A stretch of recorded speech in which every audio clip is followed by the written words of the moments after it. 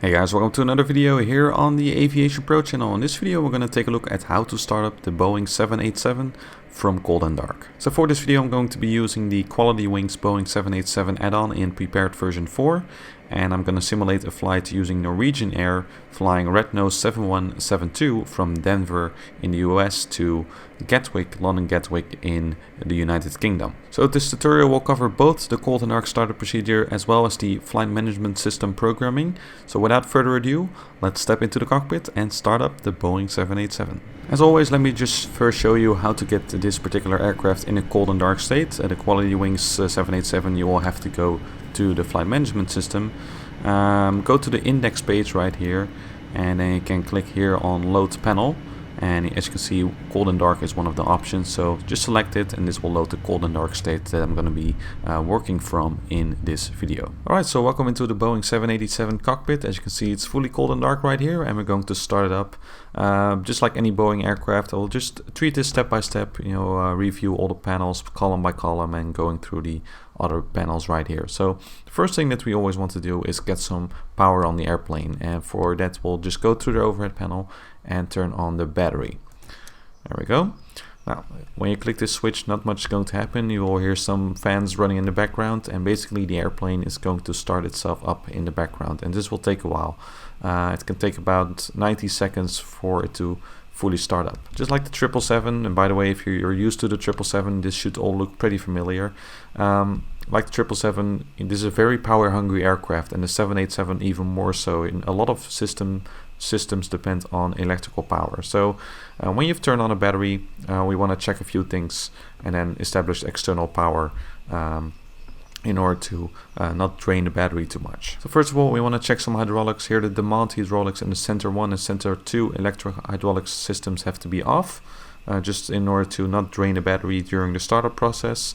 And then you also want to make sure that the wipers are off right here, left and the right wiper. Want to make sure the nav lights are on, so the ground crew knows that the aircraft is powered. And then right here, as you can see, some displays are coming alive. The CDUs are now coming alive. Just make sure that the gear is down and that the alternate flap selector switch right here is off, and the alternate gear switch right here is also closed, and the guard is closed. Okay, so those are some first things that you need to check in order to not drain the battery during the startup process. So while the aircraft is starting up in the background, what we can do is establish some external power, and for that you can open up here by clicking here on this secret click spot, or clicking on this switch, aft external power. It will open up the QualityWings menu where you can establish external power. So basically what you want to do is make sure that the parking brake is set right here.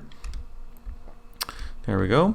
And then we can open up some doors which by just clicking on these icons. As you can see, they've now turned red, so those doors are open, and then we can hook up the external power by simply clicking on it. Okay, so as you hear in the background, some external power is already supplying the aircraft, and basically you will see the available lights illuminate, and just click on these buttons and it will enable external power. Alright, so right now the systems are going to start up even further. Again, this will take a while, just be patient and let the aircraft do its thing in the background. As you can see, some displays are coming alive right now. What we can also see here is, for example, the main battery low message, and once you have established external power, the main battery discharge message will disappear, but the battery is still low. So yeah, it's very important that you hook up some external power source, whether it's the external power or the APU. As you can see, about 90 seconds have passed, so now the main systems are alive. As you can hear, you will hear some sounds of these systems in the background that are checking. So now that all of that has started up, basically what you want to do is align the IRS. Now for that we'll go through the overhead panel. As you can see here, IRS, you just click these switches to on, just verify that they are off for 30 seconds first. Well, that's already passed, so we can just click the IRS mode selectors to on. So that's the inertial reference system, which helps to let the aircraft determine its position in space. So then we want to go to the flight management system and click on the ident page. Just make sure that you have the latest data and that you have the correct engine rating, and then position initialization. Now for the QualityWings 787, you don't actually have to enter a position here. it will already automatically align itself basically based on the position in Flight Simulator. But in a real aircraft you would pick for example the GPS position right here and use that position for the IRS to align. So just click here and copy and paste that those coordinates in the set inertial position. So then in the background the IRS would align itself. Now in this case the IRS is actually pretty much aligned already. And the next thing that I usually like to do is load the aircraft with some fuel and payload. So for that we'll go to the electronic flight bag, the EFB here on the side, which is quite nice, very realistic to have this. And using this EFB you can also load the aircraft. So we'll go to dispatch, and right here you can load the aircraft with the appropriate amount of fuel. So let's take a look at our flight plan. So as you can see on the flight plan, the release fuel for today's flight to Gatwick will be 51,000 kilograms almost. So basically what we want to do right now is load that into the actual aircraft. Usually I put the wing tanks all the way full. It's a little bit tricky sometimes to move, so 100% in the wing tanks. Just verify that you're also using the same units as in your flight plan. So in this case this aircraft is configured for kilograms. Just make sure that your flight plan is also used in kilograms. So as you can see right now we have about 35,000 kilograms of fuel on board, so we just need to add a little bit more until we reach our desired value. So this will do. Right now we have the fuel weight correct, right? So we have 51,690 kilograms, which corresponds to or even a little bit over the release fuel. So just click the set fuel tanks button. This will load the fuel inside the actual airplane, and just to verify you can go here to the multifunction display. Again, this is a little bit getting used to if you're used to more classic Boeing aircraft. But right here you can just click on systems and you can view the different systems. So you can check the fuel, and as you can see indeed we have 51.6 tons of fuel on board, which corresponds to our release fuel. So that's correctly loaded. Next we want to load in the payload. Now what I usually just do is enter a 0 fuel weight, which is the most easy option. So you don't have to mess around with these sliders and enter values yourself. Just make sure that the 0 fuel weight is correct according to the flight plan. So as you can see on the flight plan, today's 0 fuel weight will be 162,221 kilograms. So we'll just enter that right here. You can also type it, just 162,221. There we go. And that will load and distribute the weight across the different sections accordingly. Okay, so just verify that the 0 fuel weight is correct according to your flight plan. Just make sure that you also check out the total weight at this stage, so it should kind of correspond to your takeoff weight at your airport. So in this case 213 tons, and as you can see, provided we still will burn a little bit of taxi fuel, indeed that total weight will correspond to our takeoff weight. So that's all correct. Just set payload, and this will load the airplane with the appropriate amount of payloads. So for now we'll just go back to the menu on the EFB. Alright, so now let's go through the systems one by one, and we'll go through the startup process, and just again we'll just go through the overhead panel column by column. Now flight control surfaces, you cannot really click them on this add-on aircraft. Just make sure that these guards are closed, you don't have to touch them. Just make sure that the heading reference is set to normal and that the IRS switches are on, as we just did. Primary flight computers, you just want to make sure that this guard is closed. And then we'll go through the electrical panel. Well, of course you want to make sure that the battery is on. Well, we already did that, so that's fine. The in-flight entertainment and passenger seats and cabin utility, providing electrical power to the passenger seats and to the cabin. Switches are on by default, so that's fine. And the APU is now off for the meantime, but we'll start that in a minute. You can leave the APU generator switches on. Basically this will allow the APU generators to take over as soon as the APU has started up. We're using external power, just verify that the external power is actually on.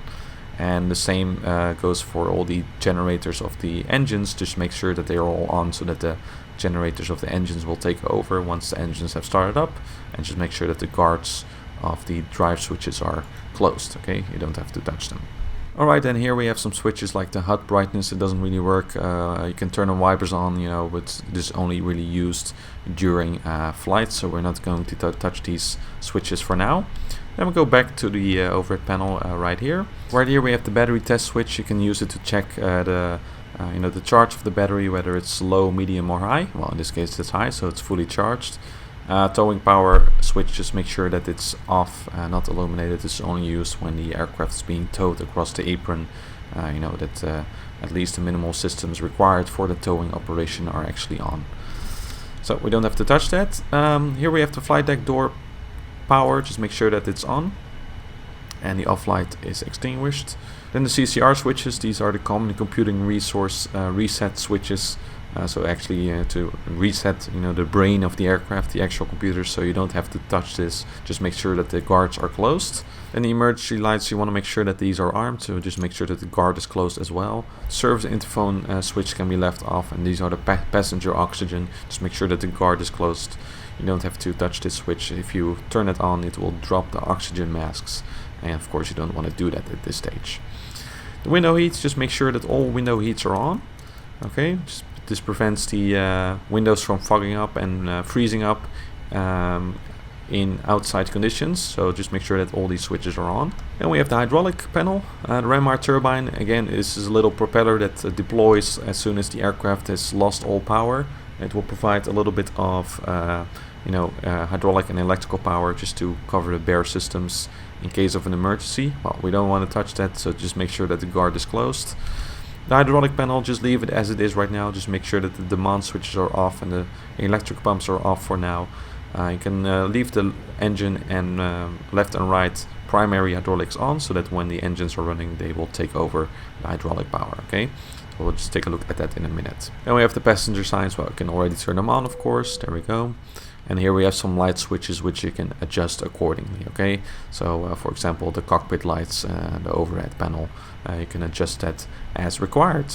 Then the next column, we have here the ground test switch. Just leave that on normal. That's only used for maintenance. Here we have the CVR, the cockpit voice recorder. You can give it a little test, but it doesn't really do anything at this stage. The cargo fire, you just want to make sure that these switches are blank. This is only used in case of a fire. You can just discharge the firing bottle. So just leave all these switches as they are. Then here we have the engine panel. Here are the EEC switches. These are the electronic engine control systems. Again, this is something you don't want to just touch, so just make sure that the guards are closed. And here we have the starter switches, which we're going to be using in a minute in order to start the engines. Then we have the fuel panel, fuel jettison. First of all, this is only used to dump fuel in flight. Well, of course we don't want to touch this, so just leave all these switches as they are. And here we have the fuel pumps panel. We'll just leave them off for now. Once we start the APU, the aircraft will automatically turn on one of the fuel pumps in order to supply fuel pressure to the APU. Okay, and here we have the balance switch. This is used to actually balance the fuel between the fuel tanks. The system is now automatic, so you don't have to do this yourself. Well, in case the fuel tanks for some reason are unbalanced, you can enable this switch, but we don't need it right now. Then we have the NTI system. Just make sure that all these switches are on auto. In case of icy conditions after engine start, you might want to turn on the engine NTIs, for example, but in this case we can just leave it all on auto. Just verify that the navigation lights is on, so that the ground crew knows that the aircraft is being powered. The next column, here we have the ELT, that's the emergency locator transmitter switch. Just want to make sure that the guard is closed, you don't want to touch that. And here is the humid or humidification switch, which is really a cool feature on the 787, making it a lot more bearable on board the airplane. So you can just turn it on so that the aircraft is nicely humidified. Then here we have the temperature selector for the forward cargo. You just want to leave these switches as they are. If you're going to be carrying any livestock, animals, you can adjust the temperature using this panel. For now, we'll just leave it as it is. Here we have the air conditioning panel, equipment cooling. Just want to make sure that these switches are left on auto. As you can see, just make sure that the equipment, like the displays, are all cooled properly, and the recirculation fans are on. The temperature control switches, just leave them in their central position right here. This will take care of the temperature automatically. And then here we have the PAC switches. This is going to turn on the air conditioning. Now again, on the 787, this is all electrical, so you don't really need APU bleed anymore or engine bleed. As it's all an electronic system, so even without the APU running, you will already hear the PACs running. So if you just put it on auto, it's going to hear in the background air is now circulating through the cabin. So that's pretty cool. So just keep in mind that you actually need sufficient external power and electrical power in order for this to work. Okay, so it's not like turning on the APU first. It already works without the APU on. Then we have the trim air switches just to make sure that they are all both on. This allows the the temperature of the circulating air to be regulated, and the ventilation switch is also left on normal.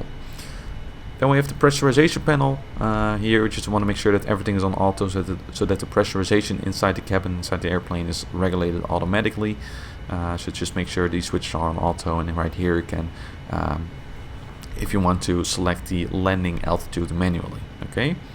And then we have the final switches here on the overhead panel. You can see the wipers, just leave them off. HUD brightness doesn't work. So yeah, just leave it as it is. So that's the overhead panel done. It's a little bit of a run through. The initial systems are now powered up. What we can do now is going to program the flight management system. Now, as you can see, it looks quite a little bit different from your usual Boeing, classic style CDU or a flight management computer. This is an system which is controlled using this tracking pad right here in real life.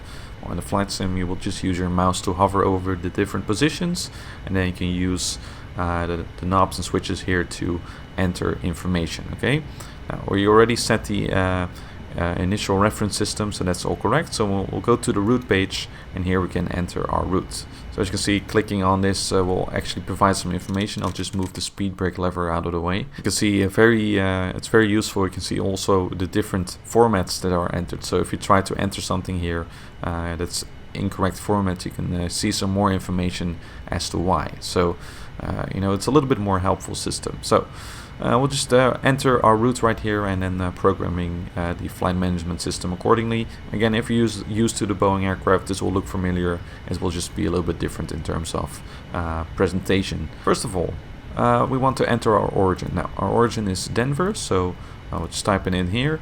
As you can see, here's the scratch pad, and we'll just enter that into our origin. Okay, and then our destination airfield is London Gatwick, so Echo Golf Kilo Kilo. So you want to enter the ICAO codes of the airports right here. Any planned runway for departure at Denver will be runway 08. So there we go. We'll enter 08 right here. Flight number, you can just enter your flight number right here. In this case, we're flying Norwegian Air or Red Nose 7172. There we go. So enter that in the flight number. And what's nice about this aircraft is that on a primary flight display you will actually be able to see your flight number. So that's very easy if you need to remember your call sign, especially if you're making multiple flights a day. It makes it a lot easier. Alright, the next thing that we want to do is enter a route. Now you can do it in multiple ways. You can either do it manually using the route page. If you click next page, you can enter here the different waypoints and airways. So two-way waypoint via an airway, and then two-way waypoint again. But the most realistic option is, if we go back to the route page, is probably just to request a route like they would do in real life. If you've created a flight plan using, for example, PFBX or SimBrief, you can export that flight plan, save it in the QualityWings 787 folder, and then you can request a route here, and it will plug in all the waypoints automatically. So that's really nice. So just click on route request. You can see it provides a list of all the stored flight plans, and you can scroll through them using previous and next page. So we'll just look up our flight today. We're flying Denver to Gatwick, and we'll just select that route right here. Okay, you may need to enter the runway again because the route has now been loaded. So runway 08. And if we take a look right now, a quick look here on the navigation display. Let me just switch this up a little bit. It's also a little bit getting used to. You can switch up, which page to show where. So that's pretty nice. So as you can see, now I have the navigation display up here, and now our route has been entered. So there we go. You can basically now activate this route and then execute it. Normally, of course, in real life, this would also be checked by the other pilots, but we're just going to execute it for now. And that's our main route plan. So basically what you want to do right now is select a departure. So as you can see on the flight plan, we're going to be flying the Yokes 6 departure. And if we're departing out of runway 08, as you can see, what we'll be doing is first fly a heading of runway heading 083 degrees, then a left turn to Las, and then we follow the different waypoints until we arrive at Yokes, and then to our first waypoint on our flight plan, which is Cheeky. Alright, so That's where we're going to end up. So as you can see right now on the navigation display, we don't have a standard instrument departure yet. We're just flying straight to our waypoint. So what we want to do is go to the departure arrival page, and here we can select the different departures out of Denver. So we'll just select runway 08, and then here you can view the different departure routes from that runway. So we'll just click next page until we see the yoke 6 departure. There we go, yoke 6, there we go. And then the transition, you just want to make sure that it lines up with your first waypoint on your flight plan. So we'll just select the Chichi waypoints, or whatever you want to call it.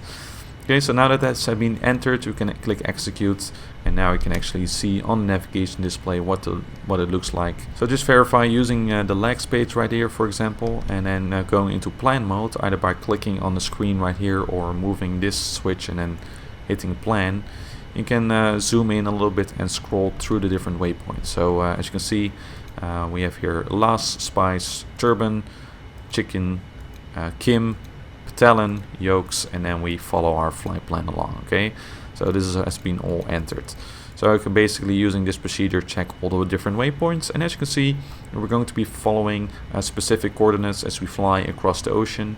You can enter it this way, so just a waypoint like 59 north 50 west would be entered like this, 5950 north. You can look up the different entry formats of how to enter the coordinates into the flight management system, but as you can see, this is one way of entering it. But if you load the flight plan, this will all be in there automatically. But just cross-check with your entire flight plan whether you have all the waypoints in there, whether they are correct. And then you can also do and select an arrival if you want to, although it would be a little bit early stage. But I usually personally like to do that because it allows me for more accurately kind of looking up my flight route. So I just checked the charts, and it looks like we're going to be arriving at ILS runway 26 left, and we're going to be flying the Astra to Bravo arrival.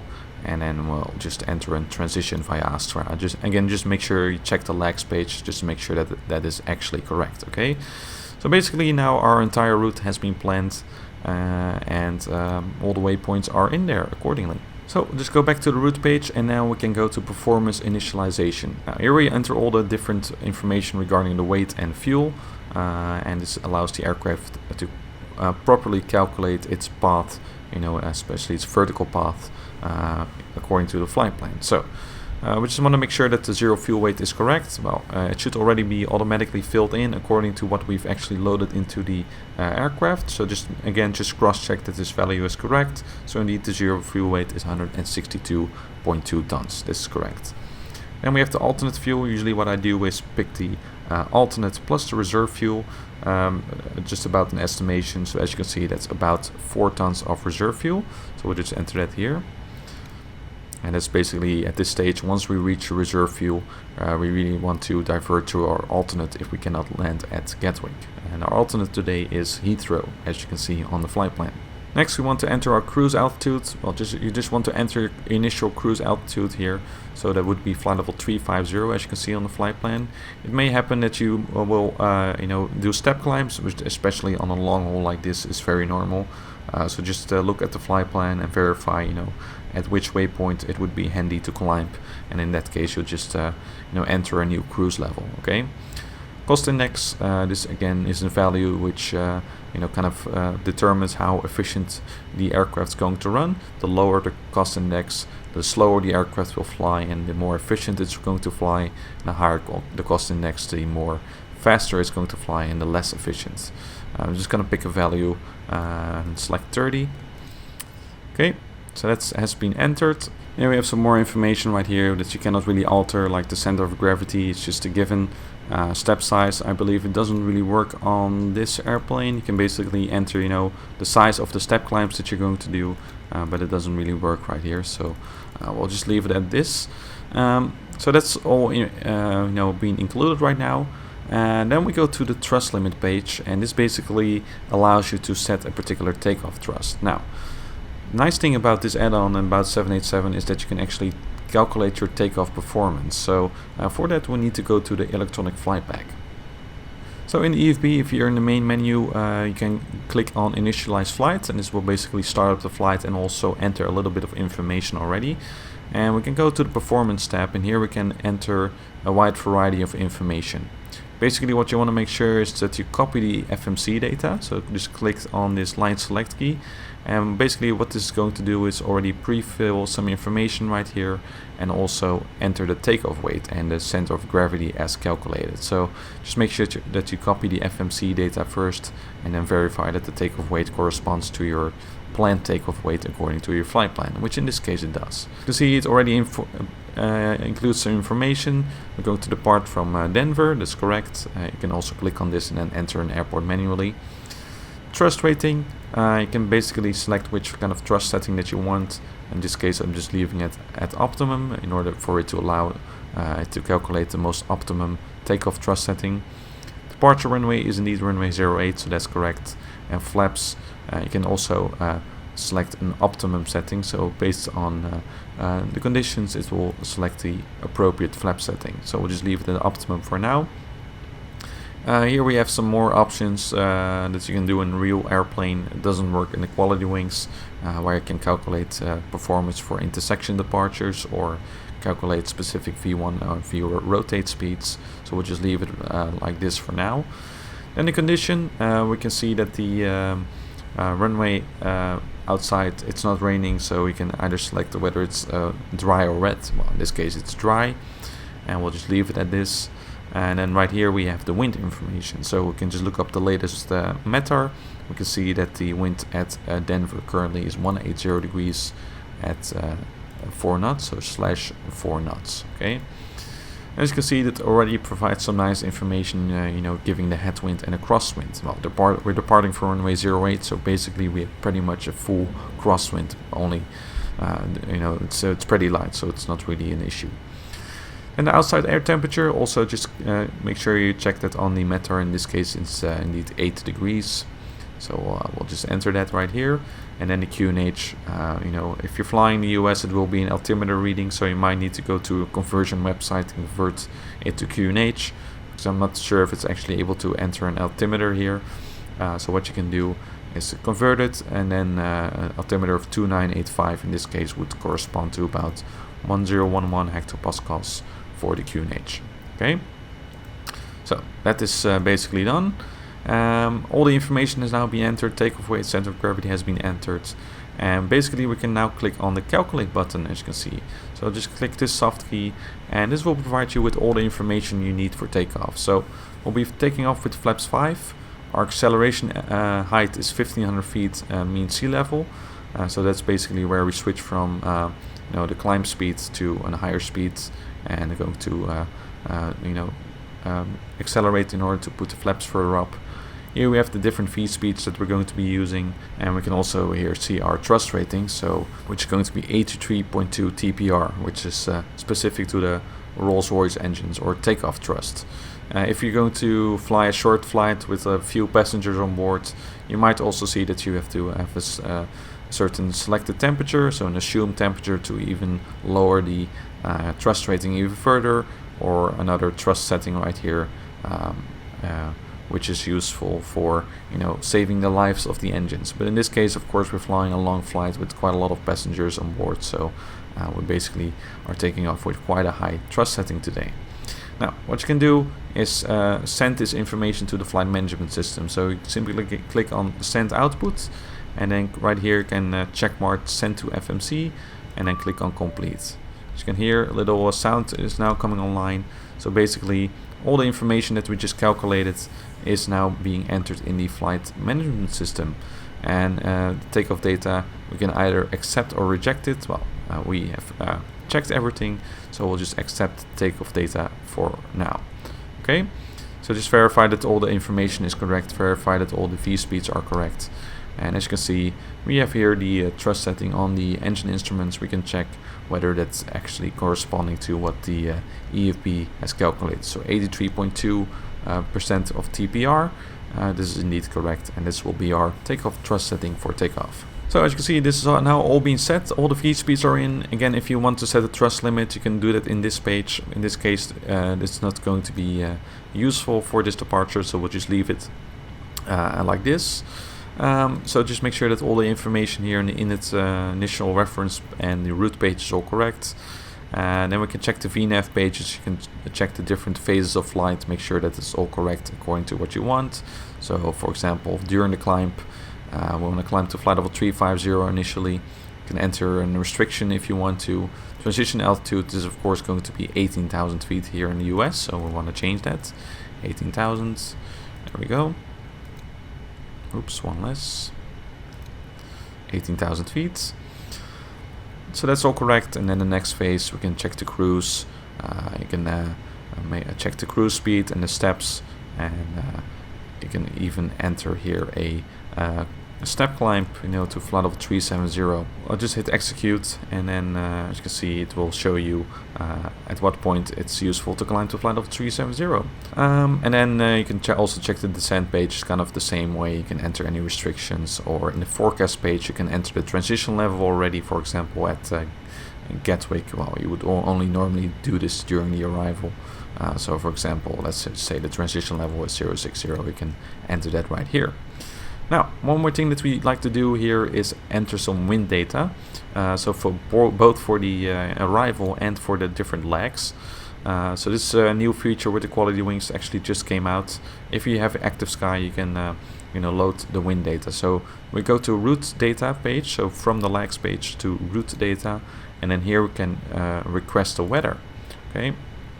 So if we click that, in the background, it's going to request the weather from active sky. As you can see, the request has now been sent, and we can now load the wind data. Okay, so as you can see, if we just scroll through the pages, there's some wind information at each and every waypoint that we're going to be flying past in this route. Okay, so just hit execute for now. If you click on one of these waypoints here in the list, for example this oceanic waypoint, we can see some wind information at the different altitudes. So this is very useful, and definitely make sure that the especially on long flights, that the calculation of the route is more accurate, and you can have a better idea of your fuel burn and your estimated time of arrival at the different waypoints. You can do the same for the descent. So in the forecast page you can also request the weather. So if you want to, during the descent, you can update this information with the latest wind data, so that you can plan your descent accurately. Okay. So that's basically the main programming of the flight management system done. All the information is in right now. I'll just open up the legs page on this FMC and the progress page on this one. And as you can see, we have here an estimation of the fuel that we're going to be using, and our estimated time of arrival at Gatwick here in the second flight management system. We can just clear the messages right here. We don't really need it. You can see a lot of messages are now popping up because we've clicked several buttons. So we'll just clear all of that right now. Okay, so that's the basic flight management system setup done. All the route is in, so that's good. We're now going to just go through the startup procedure and run through the checklists, and we'll get ready for our flight to Gatwick. So what I usually like to do at this stage is call up the pushback truck. So I'm just getting them ready. We're going to be pushing back to the right. We don't need the icing, we're going to be pushing back to the right. There we go. And this gets the pushback truck ready. Next thing that you want to do is go through the checklist. Now the beauty of this airplane is that the checklist is actually electronic. So right here on the checklist button, you can click here. You can view the checklist on the multifunction display. So that's really useful. So we'll just check the pre-flight checklist. The oxygen should be tested 100%. You can test the oxygen right here using this system. You can click the button, just make sure that it actually provides oxygen. So that's been checked on both sides. And the flight instruments, you just want to confirm that the the heading and the altimeter on all sides is correct. So we just want to set the current altimeter, which was 2985. Here we go. Just verify that across all altimeters this is actually correct, and that the heading on all indicators is also corresponding. Okay, so that's all been checked, and now the pre-flight checklist has been completed. Well, as you can hear in the background, the first officer starts to actually do an announcement. You can turn this off if you want to. So as you can see, the checklist has now been fully completed. Everything that has already been set has already been marked, so you don't really have to separately touch that. So there we go. The pre-flight checklist has been completed. And then you can click on normal again to go to the next checklist, which is the before start checklist, which you're going to run through in a minute. Alright, so now it's time to actually start up the engines and get moving. So basically what you want to do right now is start up the APU. Just using this switch here on the overhead panel, just put it to start. And as you can see, it will now draw fuel from this tank. This pressure light has now been extinguished. And the APU will now start in the background. It will provide us with electrical power to run all the systems.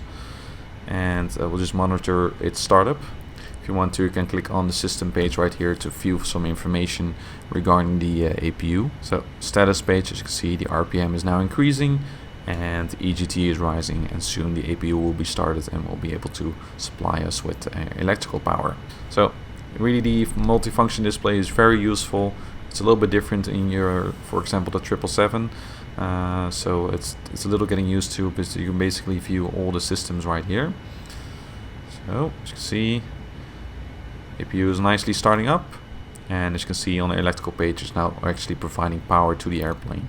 You can check the fuel page and check the air conditioning, make sure that's all working.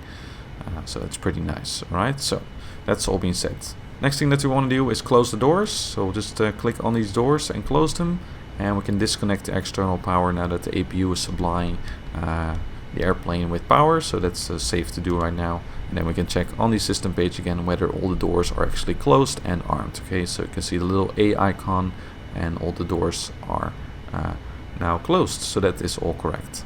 So as you can hear in the background, this stage, once that's all disconnected, the pushback truck, in this case supplied by GSX, will lock the gear and get into position. And now we're ready until release parking brakes. Now, of course, normally around this time you would already have received your clearance and you would have reviewed your departure, so you can kind of configure the mode control panel here accordingly. So you can set some, make sure that you set the pressure. Well, we've already done that, so that the altimeter is reading the correct reading. Just want to make sure that you go to the init ref, check the V2 speed, which is today 161. You want to set that here in the mode control panel, 161.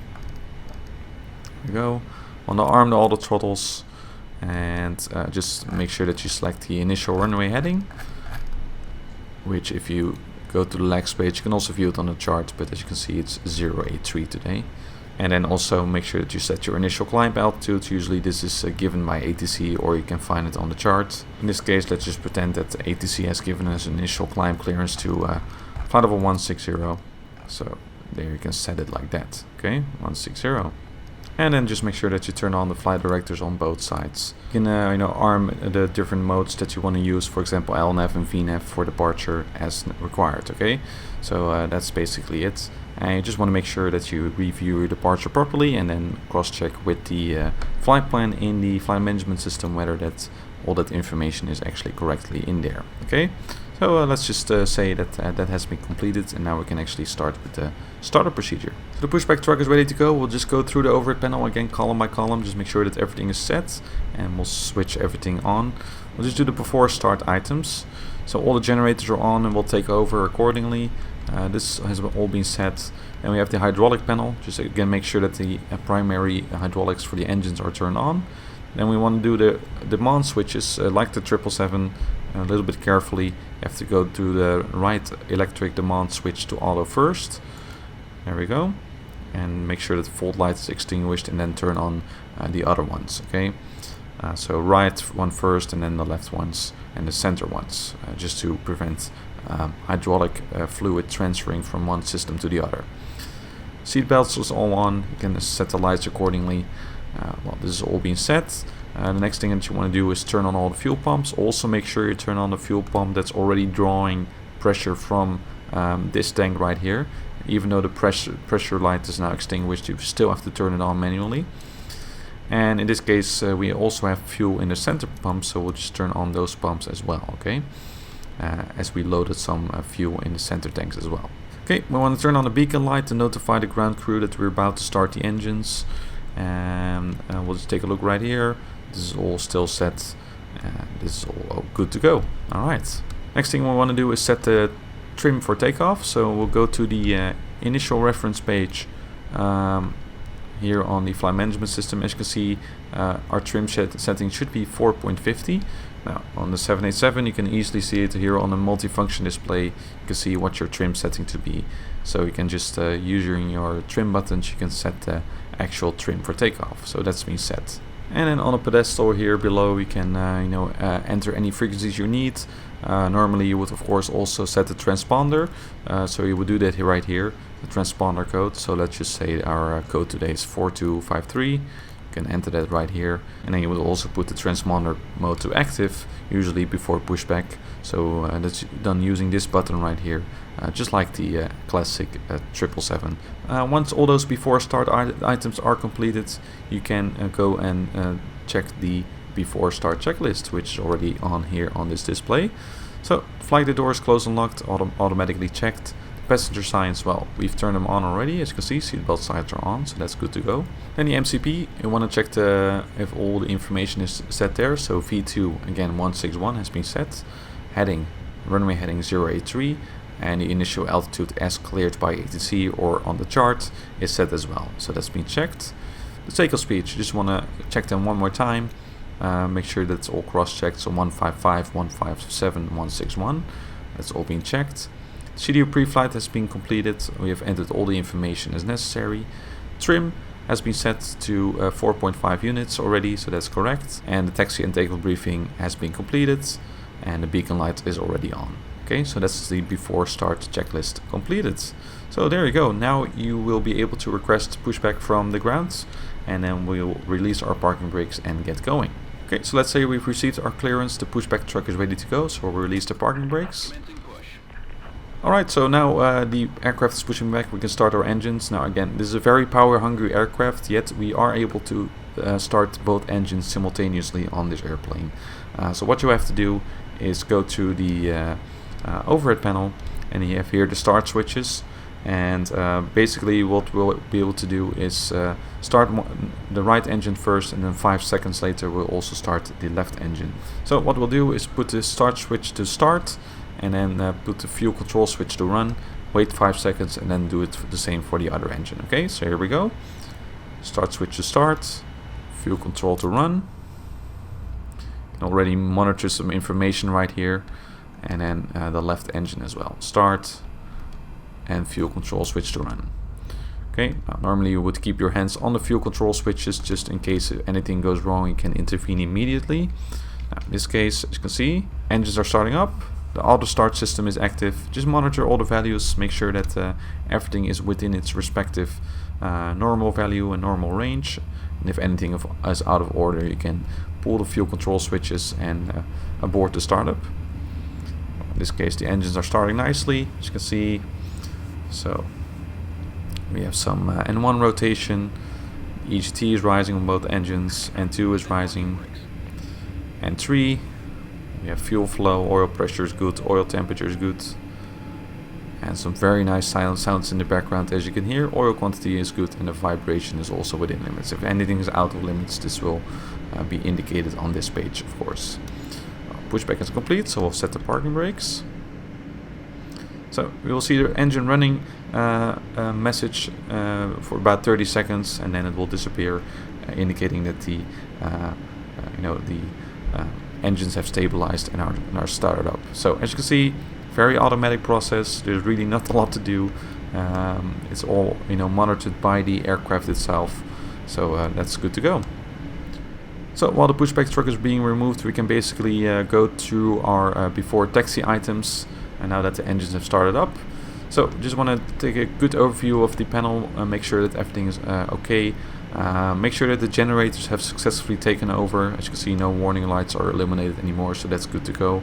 And with that, we can turn off the APU since we don't need it anymore. Okay, fuel pumps are looking good. The air conditioning panel is all set. You can turn on the taxi lights for taxi, so that's good to go. and if you want to, you can also enable anti-ice if required. So in this case, I'll just leave the switches to auto, but if during takeoff you expect icy conditions, you can already turn on the engine anti-ice right here. Next thing we want to do on the main panel is set the auto brake to RTO. So that's going to apply brake pressure if we reject the takeoff, and we want to set our flaps for takeoff, so flaps 5 in this case. And of course, right here in the radio, you can tune all the frequencies that you need accordingly, and make sure that you, for example, put the flaps handle a little bit too far. Flaps 5 is fine. Make sure that you, for example, also tune the tower frequency already, right, so that you can easily switch to tower when approaching the runway. So flaps have now been set at 5, that's all good to go. And basically what we want to do right now is check all the messages right here, make sure there are no warning messages anymore. You see the doors automatic speed brake, well, it's armed for some reason, we'll just put it off. There we go, that's been checked, and all the seat belts are on. Okay, so I just want to make sure that all the messages right here have been cleared basically. Now, what we want to do after the flaps have been set, we want to check our flight controls. So in order to do that, we go here to the systems, and right here you can check flight controls. So basically you just want to check every flight control. So we're first going to check the elevator. Just make sure right here you have full deflection in both directions. Now let's check the ailerons. It's looking good. Other side also looking good. And then we want to check the rudder. Full left and full right. Okay, see we also have our takeoff trim setting indicated green is set for takeoff, so that's good to go.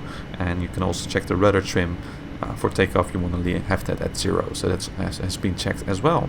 So we can just go back to the checklist button, and basically we can now go and do our before taxi checklist. So the anti-ice, we just said it's not required, so that's been checked. Recall, you can here click the cancel and recall switch to recall any messages that may have appeared here on the memo display. In this case, that's all been cleared, so that's been checked. Auto brake has already been set to RTO. The flight controls have been checked, and the ground equipment, well, just look around and make sure that the pushback truck and all of that has been removed, so the ground equipment is clear, and that completes the before taxi checklist. So now you would be able to request taxi clearance from ATC and start your flight to London Gatwick. So I'd like to thank you for watching this cold and dark startup video here on the AviationPro channel. I hope it has helped. As you can see, it's quite similar to the Boeing 777, so it's not a very difficult transition. There are just some little things to keep in mind. And if you just read the tutorial as well that comes with this particular product, then you will also get a good idea of all the different systems. But I hope going through the systems this way and through the overhead panel has helped you understand this aircraft a bit better, and also going through the flight management setup process. So I hope you all have fun. If you appreciated this tutorial, please consider becoming my patron over at patreon.com/aviationpro. Your help would definitely be much appreciated, and make sure you subscribe for more content on this channel. There will be a lot of tutorials as always. So I'd like to thank you for watching this video, and have fun and good luck with flying the Boeing 787.